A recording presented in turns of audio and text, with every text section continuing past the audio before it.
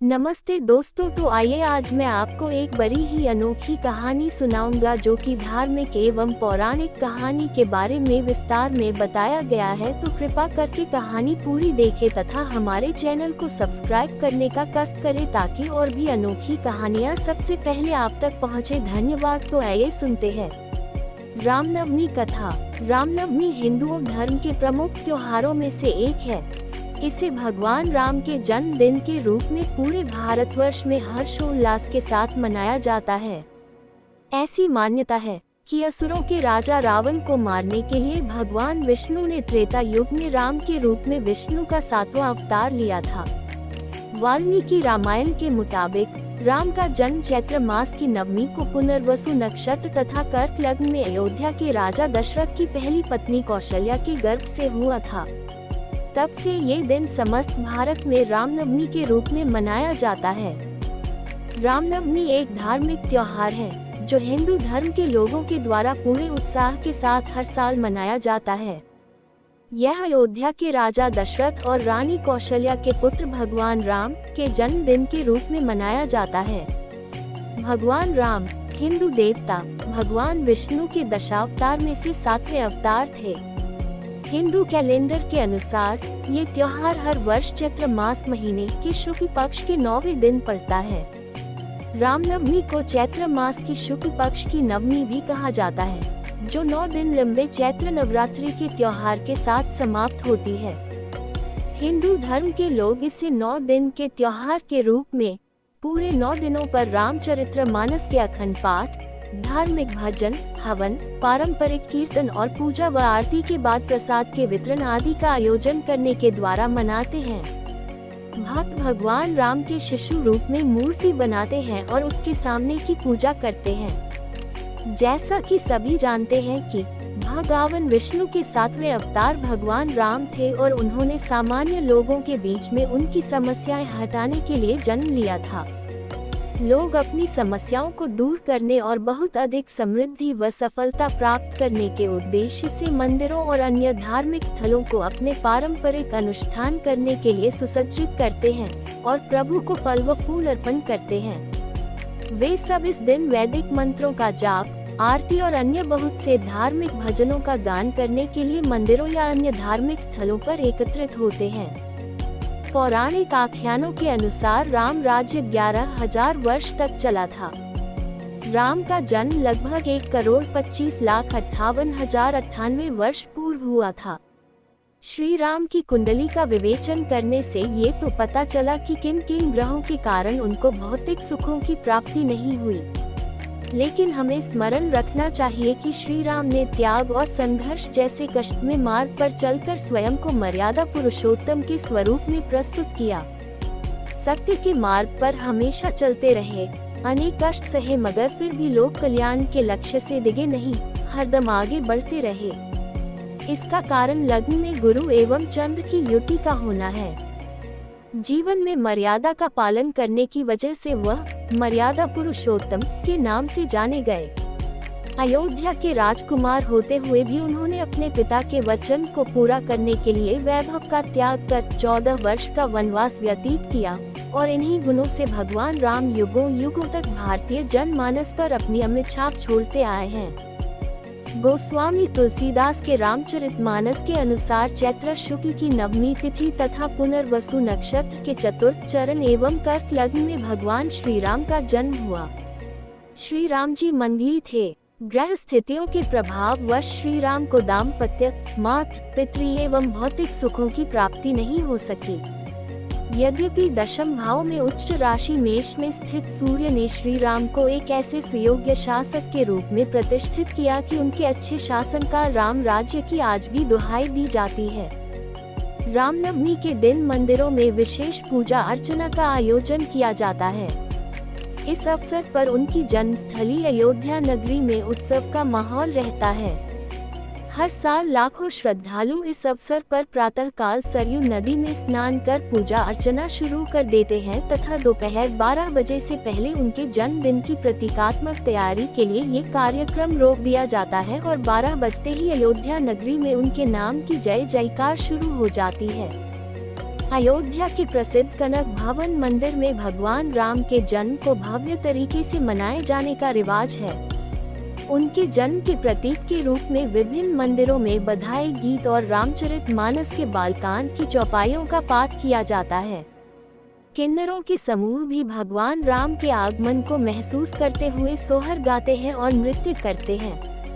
अयोध्या के साथ ही पूरे देश में इस दिन भगवान राम, उनकी पत्नी सीता, छोटे भाई लक्ष्मण और भक्त हनुमान की रथ यात्राएं निकाली जाती हैं। उत्तर एवं पूर्वी भारत में कच्चे बांस के सहारे लाल रंग का ध्वज श्रद्धालु अपने घरों एवं मंदिरों में लगाते हैं, जिसमें भक्त हनुमान की आकृति बनी होती है।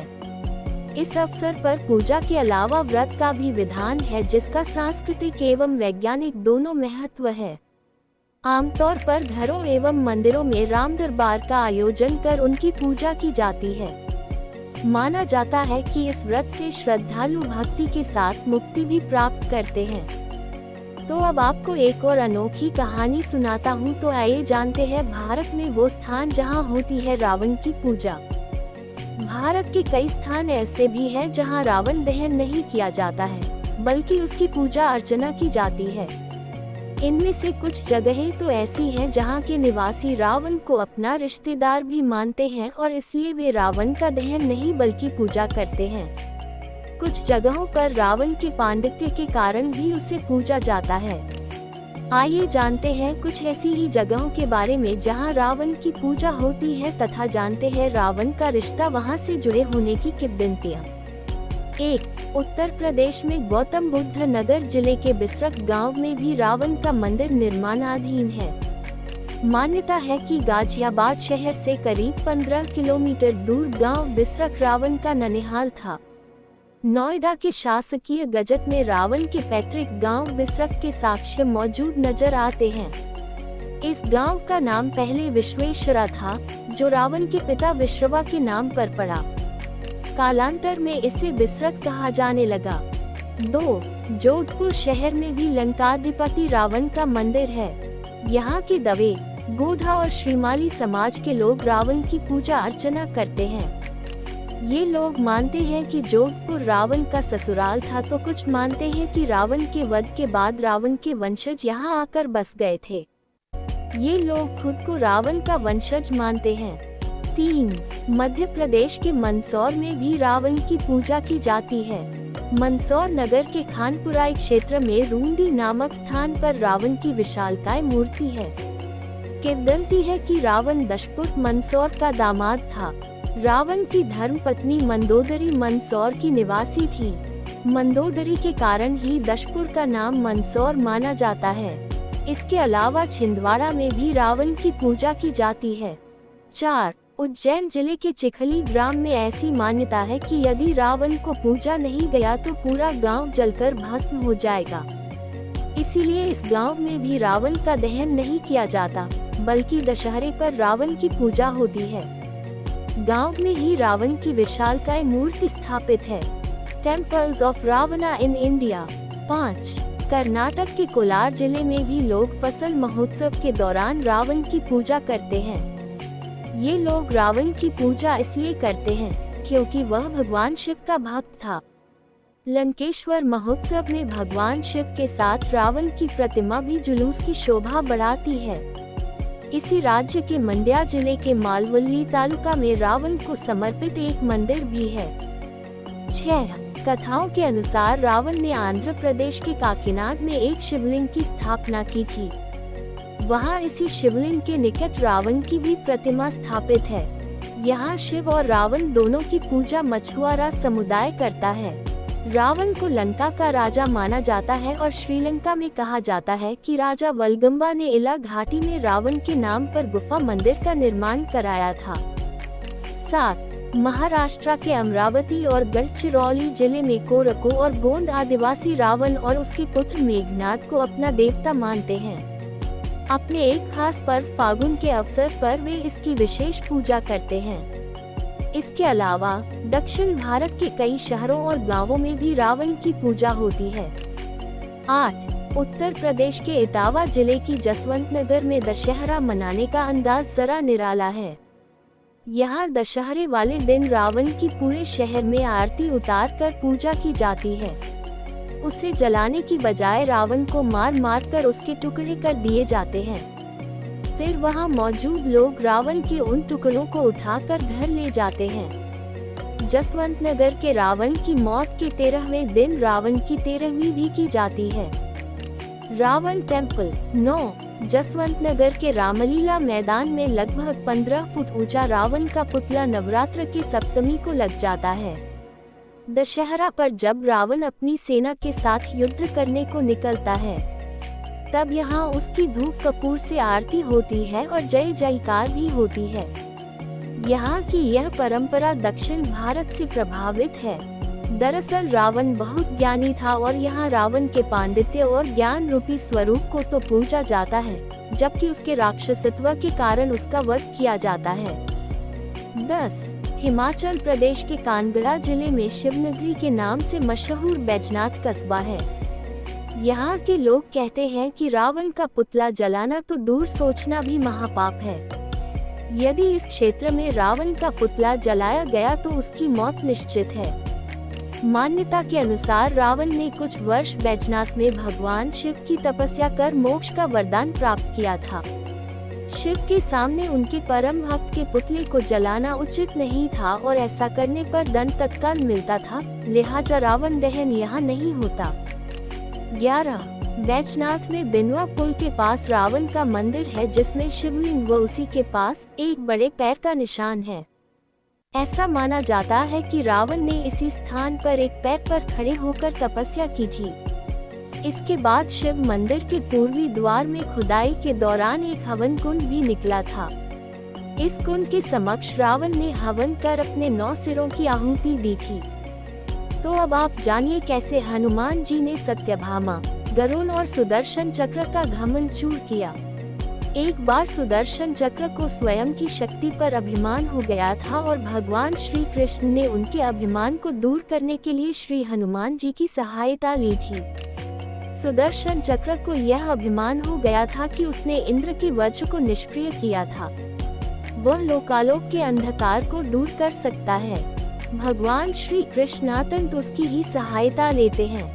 भगवान अपने भक्तों का सदा कल्याण करते हैं, इसलिए उन्होंने हनुमान जी का स्मरण किया। तत्काल हनुमान जी द्वारिका आ गए। जान गए कि श्री कृष्ण ने क्यों बुलाया है। श्री कृष्ण और श्री राम दोनों एक ही हैं। वही ये भी जानते थे, इसलिए सीधे राजदरबार नहीं गए, कुछ कौतुक करने के लिए उद्यान में चले गए। वृक्षों पर लगे फल तोड़ने लगे, कुछ खाए, कुछ फेंक दिए।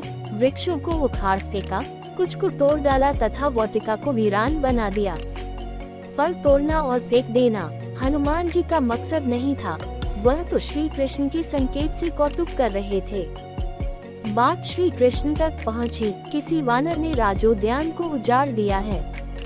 श्री कृष्ण ने सेनाध्यक्ष को बुलाया, कहा, आप सेना के साथ जाएं तथा उस वानर को पकड़ कर लाएं। श्री कृष्ण मन ही मन मुस्कुरा रहे थे।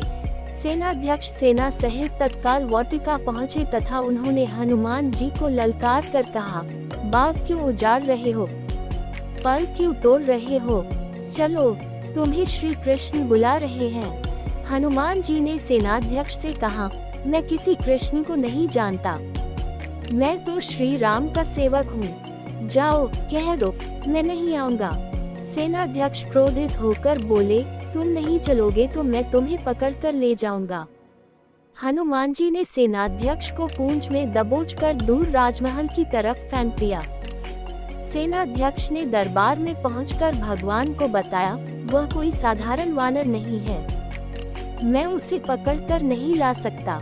श्री कृष्ण ने हनुमान जी को कहलवा भेजा कि आपको श्री राम बुला रहे हैं तथा सुदर्शन चक्र को आदेश दिया, हे सुदर्शन जी, द्वार पर रहना, कोई बिना आज्ञा अंदर न आने पाए तथा अगर कोई बिना आज्ञा के अंदर आने का प्रयास करे तो आप उनका वध कर दें। श्री कृष्ण समझते थे कि श्री राम का संदेश सुनकर तो हनुमान जी एक पल भी रुक नहीं सकते। दरबार के द्वार पर सुदर्शन ने उन्हें रोककर कहा, बिना आज्ञा अंदर जाने की मनाही है। जब श्री राम बुला रहे हों तो हनुमान जी विलंब सहन नहीं कर सकते। हनुमान जी ने सुदर्शन को पकड़ा और इलायची की भांति दाढ़ में दबाकर मुंह में रख लिया। भगवान राम के स्वरूप में श्री कृष्ण जी सिंहासन पर बैठ गए। सिंहासन पर बैठे श्री राम को देखकर हनुमान जी श्री कृष्ण के चरणों में नतमस्तक हो गए। श्री कृष्ण ने हनुमान जी को गले लगा लिया। श्री कृष्ण ने हनुमान जी से पूछा, हनुमान, तुम अंदर कैसे आ गए? किसी ने रोका नहीं। हनुमान जी से उत्तर दिया, रोका था भगवान सुदर्शन ने। मैंने सोचा आपके दर्शनों में विलंब होगा, इसलिए उनसे उलझा नहीं, उसे मैंने अपने मुंह में दबा लिया। ये कहकर हनुमान जी ने मुंह से सुदर्शन चक्र को निकालकर प्रभु के चरणों में डाल दिया।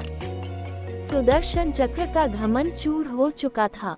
श्री कृष्ण यही चाहते थे। श्री कृष्ण ने हनुमान जी को हृदय से लगा लिया। हृदय से हृदय की बात हुई और श्री कृष्ण ने हनुमान जी को विदा कर दिया। परमात्मा अपने भक्तों में, अपने निकटस्थों में अभिमान रहने नहीं देते। अगर श्री कृष्ण ने हनुमान जी की सहायता से सुदर्शन चक्र का घमंड दूर न करते तो सुदर्शन जी परमात्मा के निकट रह नहीं सकते थे। परमात्मा के निकट रह ही वह सकता है जो मैं से रहित होकर न मैं जान लेता है, अर्थात नमः को जान जाता है। नमः का अर्थ ही है कि मैं कुछ नहीं हूँ, वरन परमेश्वर ही सर्वत्र है तथा उन्हीं परमेश्वर को मैं बारंबार नमन करते हूँ। अतः भक्ति मार्ग का पहला कदम है अहम और अभिमान रहित जीवन। संसार में किसी का कुछ नहीं, वह मखवाह अपना समझना मूर्खता है, क्योंकि अपना होता हुआ भी कुछ भी अपना नहीं होता, इसलिए हैरानी होती है। घमंड क्यों? किस लिए? किसका?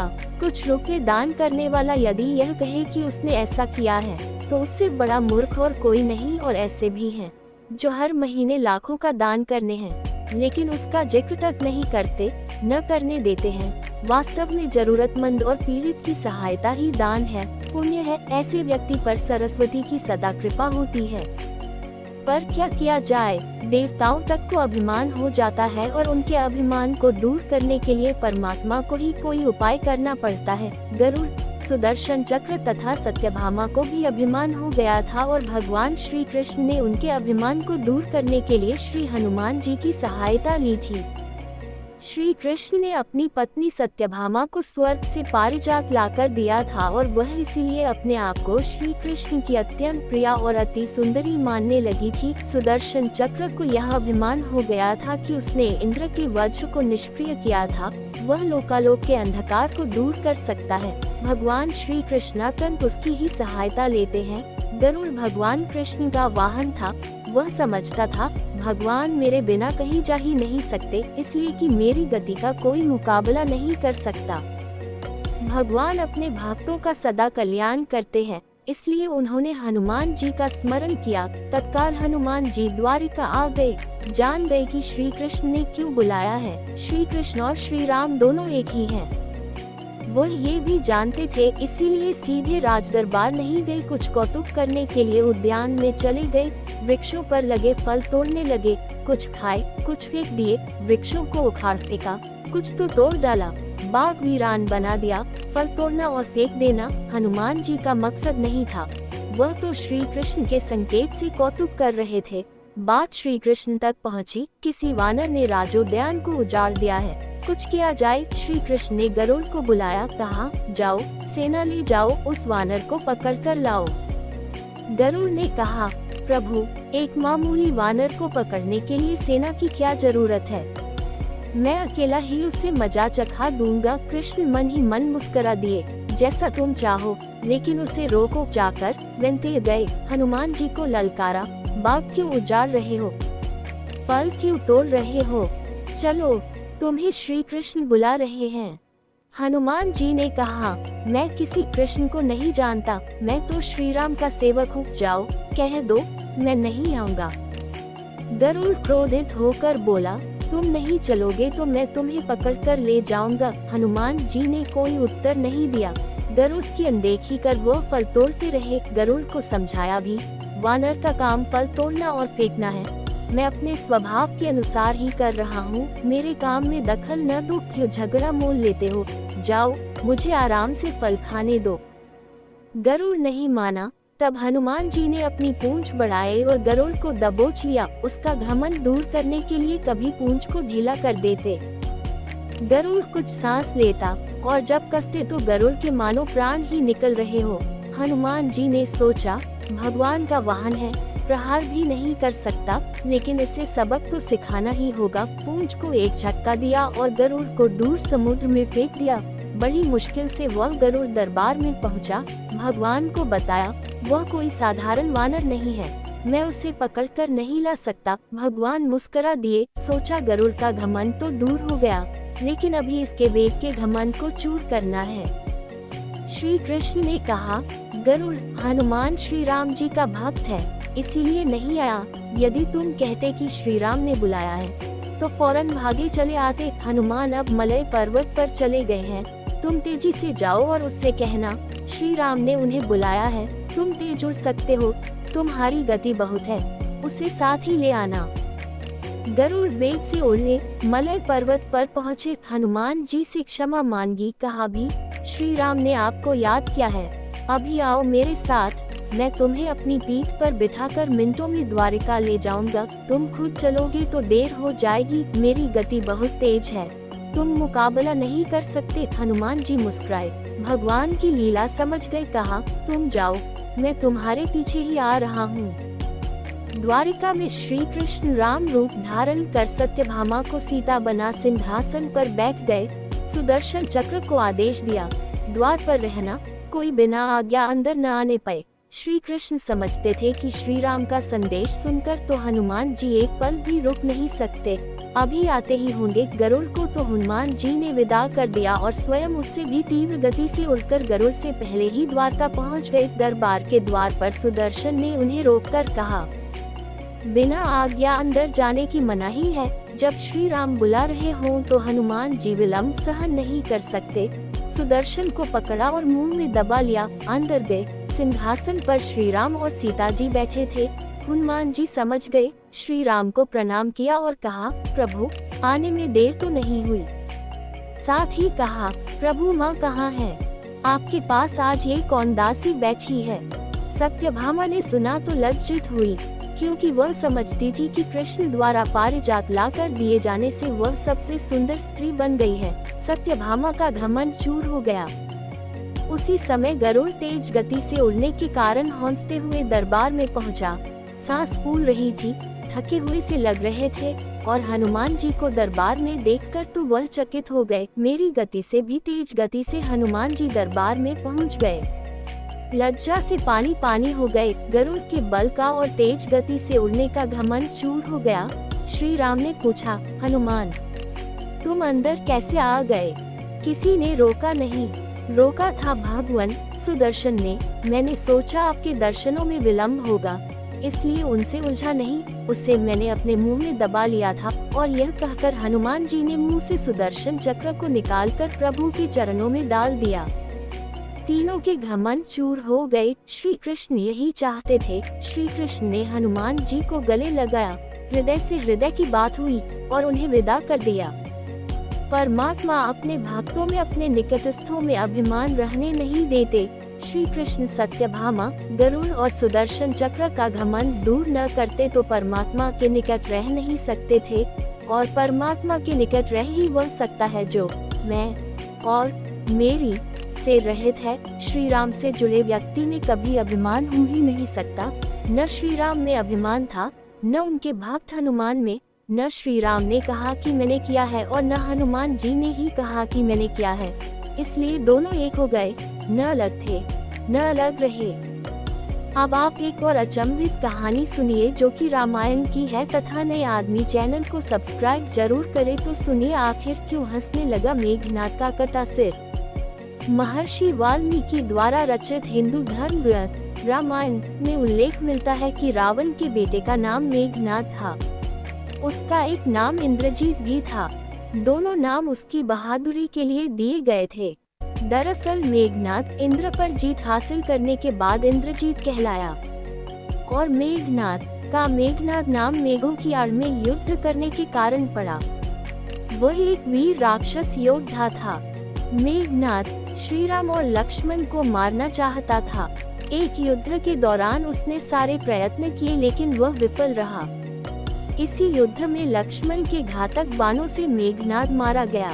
लक्ष्मण जी ने मेघनाद का सिर उसके शरीर से अलग कर दिया। उसका सिर श्रीराम के आगे रखा गया। उसे वानर और रीछ देखने लगे। तब श्रीराम ने कहा, इसके सिर को संभाल कर रखो। दरअसल श्रीराम मेघनाद की मृत्यु की सूचना मेघनाद की पत्नी सुलोचना को देना चाहते थे। उन्होंने मेघनाद की एक भुजा को बाण के द्वारा मेघनाद के महल में पहुंचा दिया। वह भुजा जब मेघनाद की पत्नी सुलोचना ने देखी तो उसे विश्वास नहीं हुआ कि उसके पति की मृत्यु हो चुकी है। उसने भुजा से कहा, अगर तुम वास्तव में मेघनाद की भुजा हो तो मेरी दुविधा को लिखकर दूर करो। सुलोचना का इतना कहते ही भुजा हरकत करने लगी। तब एक सेविका ने उस भुजा को खड़िया लाकर हाथ में रख दी। उस कटे हुए हाथ ने आंगन में लक्ष्मण जी की प्रशंसा के शब्द लिख दिए। अब सुलोचना को विश्वास हो गया कि युद्ध में उसका पति मारा गया है। सुलोचना इस समाचार को सुनकर रोने लगी। फिर वह रथ में बैठकर रावण से मिलने चल पड़ी। रावण को सुलोचना ने मेघनाद का कटा हुआ हाथ दिखाया और अपने पति का सिर मांगा। सुलोचना रावण से बोली कि अब मैं एक पल भी जीवित नहीं रहना चाहती, मैं पति के साथ ही सती होना चाहती हूँ। तब रावण ने कहा, पुत्री 4 घड़ी प्रतीक्षा करो, मैं मेघनाद का सिर शत्रु के सिर के साथ लेकर आता हूँ। लेकिन सुलोचना को रावण की बात पर विश्वास नहीं हुआ। तब सुलोचना मंदोदरी के पास गई। तब मंदोदरी ने कहा, तुम राम के पास जाओ, वह बहुत दयालु है। सुलोचना जब राम के पास पहुंची तो उसका परिचय विभीषण ने करवाया। सुलोचना ने राम से कहा, हे राम, मैं आपकी शरण में आई हूँ। मेरे पति का सिर मुझे लौटा दे ताकि मैं सती हो सकूं। राम सुलोचना की दशा देखकर दुखी हो गए। उन्होंने कहा कि मैं तुम्हारे पति को अभी जीवित कर देता हूँ। इस बीच उसने अपनी आप बीती भी सुनाई। सुलोचना ने कहा कि मैं नहीं चाहती कि मेरे पति जीवित होकर संसार के कष्टों को भोगे। मेरे लिए सौभाग्य की बात है कि आपके दर्शन हो गए। मेरा जन्म सार्थक हो गया। अब जीवित रहने की कोई इच्छा नहीं।